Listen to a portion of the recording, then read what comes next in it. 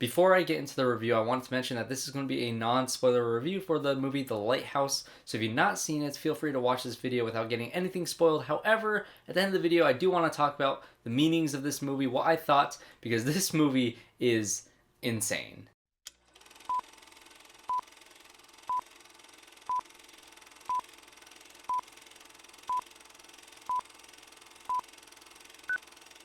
Welcome back everybody to another video in my 13 Days of Halloween series. Let's see if I can rattle this all off. This is my first attempt. Here we go. So I started off with Little Monsters, and then I did Lake Mungo, and then I did Friday the 13th, followed by Oculus, and then I did The Visits, and I think this is day 7.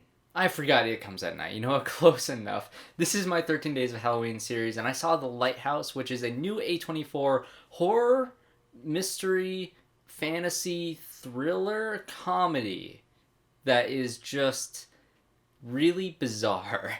I don't know how to describe this movie. I absolutely loved it. Let's just get that right out of the way. I really enjoyed this movie for what it was. It is not for everyone. I will say that right now. If you saw the trailer or if you've seen The Witch by Robert Eggers and you don't know what you thought of that movie, this is a lot of the same, and honestly it goes a lot further into the weirdness because this movie is bizarre. I really don't know what I just watched, but I do know that I was completely enthralled and I felt like the movie was hypnotic and I couldn't keep my eyes off of the movie, which is a really interesting thing that the movie does. But if you guys watch the trailer and you see the 4:3 aspect ratio, I think it's actually even smaller than 4:3, or at least it seems like it was, in the black and white, and if it doesn't appeal to you, you probably will not like this movie. So yeah, take that how you will, but this movie is something that I was just fascinated by. So what is The Lighthouse about? So I walked into this movie not knowing a single thing, but I will tell you guys that it's essentially about these two people who are taking care of a lighthouse, played by Robert Pattinson and Willem Dafoe. Willem Dafoe is the keeper of the lighthouse, and then Robert Pattinson is his wiki, is what they call him, basically an assistant. And it's basically them taking care of this lighthouse. It's Robert Pattinson's last couple of weeks before he leaves because he's just a temporary assistant, and so that's all I'm going to tell you about the premise of this movie. And what I will tell you guys, it is surprisingly funny. It is a hilarious movie. I thought the humor in this movie was very strange and very odd, but it worked so well, and Robert Pattinson and Willem Dafoe play off of each other so great in this movie, and that is really the main appeal to this movie, besides, you know, the crazy wacky story that you can pick apart and may have so many different interpretations of. The performances in this movie and the humor, I think, is the selling point, which is not something I was expecting from this movie. Performances I was kind of expecting, because Robert Pattinson and Willem Dafoe obviously are great actors. You know, forgive Robert Pattinson for the Twilight movies. That wasn't his fault. That was a paycheck. You know, honestly, it was, I don't know if I would say it was good for his career, but, you know, it kickstarted off his career, besides, you know, him being in Harry Potter. But if you haven't seen The Rover or Good Times or High Life, which is also another A24 movie that Pattinson did, they're all great, and he is fantastic in all of those movies. And this one, he is no different. He is really good in this movie. I can't wait for the Batman. He even said in an interview that he based his Batman voice a little bit off of what Willem Dafoe does in this movie, which, let's talk about him. Willem Dafoe is incredible in this role, and I thought he was just off the walls awesome. He plays this really cranky and weird guy that's running this lighthouse, and he's just so many, like, different things about him, different quirks, his voice, his like, just way, his mannerisms, how he moves around, everything that he does is just weird. And I loved him in this role. He is great in this movie. He's one of the best parts. And whenever these two characters are just bantering with each other or talking a lot, there are a lot of scenes where it's just them two, you know, get drinking, having fun. You know, it's really funny, and then they get in arguments. Things go off the rails. This happens several times in the movie, and it never feels repetitive, even though it happens several times. I guess in a way it is repetitive, but what they're talking about and what they're arguing about is always something interesting. And like I said at the top of this review, this movie's almost hypnotic. I could not keep my eyes off of this movie. And kind of like how a lighthouse is supposed to draw you in. Obviously, it's for boats to, you know, see the lighthouse going off so they know where land is. It's supposed to draw you in. That's exactly what this movie does, which is something just truly incredible about the direction that Robert Eggers does. That is just, this movie was hypnotic, and I don't know how else to describe it besides it being hypnotic, very strange, very funny, and very unsettling, because yes, this is part of my 13 Days of Halloween videos, because it is a horror movie. There are some really disturbing and creepy things in this movie that is just, what is the ending of this movie? It is insane. I don't want to say anything more than that.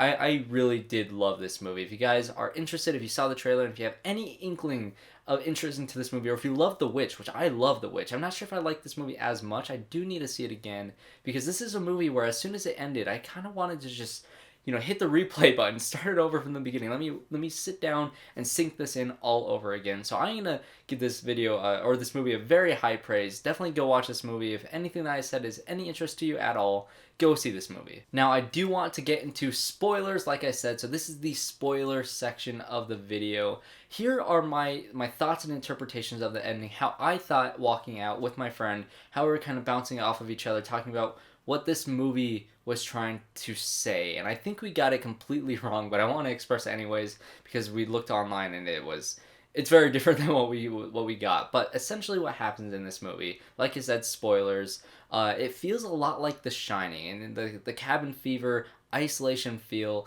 and there's even a scene where Willem Dafoe is chasing Pattinson down with an axe. It's great. I love the insanity that happens in this movie. It reminded me a lot of The Shining. But by the end of the movie, Pattinson does kill Dafoe, and it's this whole thing. A lot of craziness happens, and then Pattinson goes up to the lighthouse. He finally sees the light because Dafoe said, "You cannot go up there. You cannot look into this light."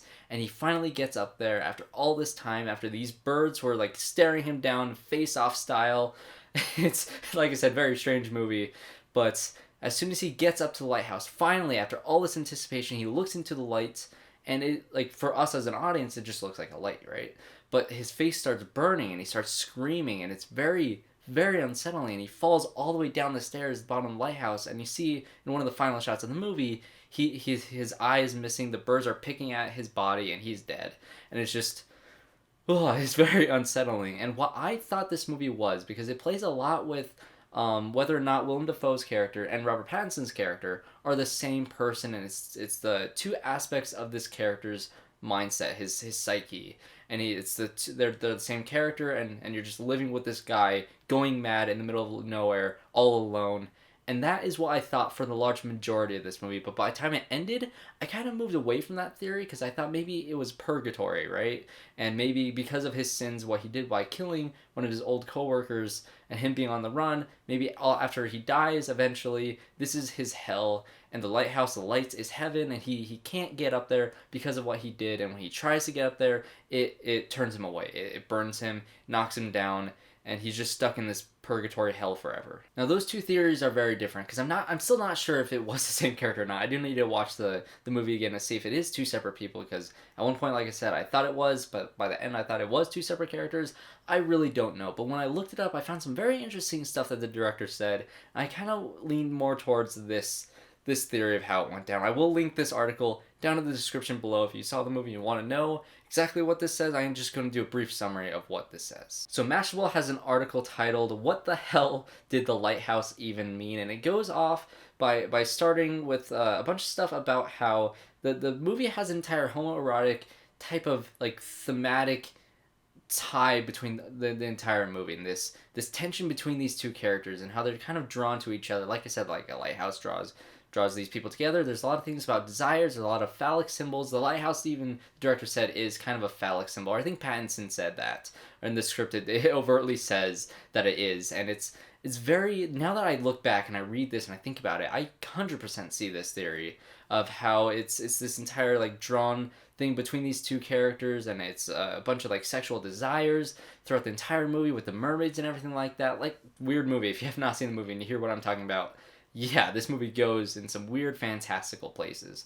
But I can see how this theory works, and it works really well, and I like it. But what the end article says is what I find most interesting. Now, I don't know much about Greek mythology, but if you really dig into this movie, you can see how it kind of ties to the story of Prometheus and Proteus, and how that entire the two characters in this movie are parallels to them in the Greek mythology. So essentially what it is that Prometheus created a man from clay and also defied Zeus by stealing fire from the gods and gifting it to humanity. So Robert Pattinson's character would be Prometheus, and he's stealing the fire, which is the lighthouse, the light at the top of the tower. He's trying to steal that, give it to humanity. And Proteus is Willem Dafoe's character, and he basically summons him to an everlasting torture that means he's basically a corpse tied to a bunch of rocks, and he has an eagle eating at him, which obviously, like I said, the seagulls were eating at him at the end of the movie, so I can definitely see this theory, and it's very fascinating. Reading the entire article, it's really good. Mashable does a great job, and there's a bunch of different ending explains, a lot more stuff that they talk about in this entire video, or in the entire article, that I found fascinating. So this is a movie where, like I said, my interpretation was not anything that was in this article, which is baffling to me because there are so many different ways you can interpret and see this movie. You can even see it as just a straightforward, these guys are getting drunk. Robert Pattinson is an unreliable narrator, and maybe some things are real, some things aren't, but the essential thing is that these people just go mad, crazy, and they kill each other. That could be one way to interpret it, and maybe not a lot of this movie actually did happen in real life, or maybe this was purgatory, or maybe there's a bunch of different things. Maybe it is a connection to Greek mythology. Who knows? This movie has a bunch of different ways that you can go and look at it, so I'm very curious to see what you guys thought of this movie. I absolutely loved it. I can't wait to see this movie again. It is fascinating. A24 will make anything, and I mean anything, because this is a very, very strange movie. Robert Eggers does a great job directing it. I really like the style of the movie, it being that smaller aspect ratio, it being in black and white, because it really does feel like the time period that it was based in, which is exactly what the director was going for. So I really like all the creative choices in this movie. So that is my review for The Lighthouse. Like I said, comment below, let me know what you guys thought, and subscribe to the channel to see more videos just like this one in my 13 Days of Halloween series. This is, I believe, day 7, so I got, how many more? 6 more to go. We're doing good. We're almost at the 9 point that I got last year. So thanks guys for watching. I really appreciate it. Subscribe to the channel, leave a like, comment below, do all the things. I can't wait for you guys to see my next one.